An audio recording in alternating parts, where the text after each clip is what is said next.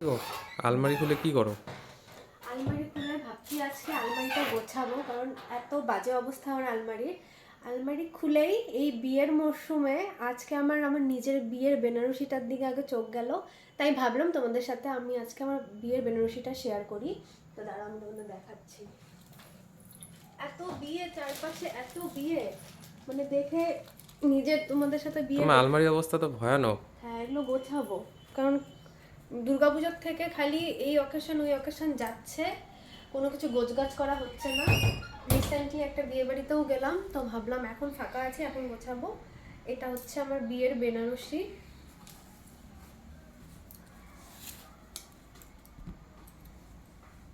এই যে বেনারসিটা খুলে দেখাই, পুরোটা পিওর সিল্কের উপরে বেনারসিটা ছিল, একদম চেরি রেড কালার। তো এই বেনারসি তো সবসময় পরা হয় না, আমি দুবার পরেছিলাম, একবার আমার বিয়েতে আর একবার প্রীতমের একটা ফ্রেন্ডের বিয়েতে। তো বিয়ের মরশুমে তাই ভাবলাম আমারটা একটু তোমাদের সাথে শেয়ার করি, কেমন লাগলো অবশ্যই জানাবে।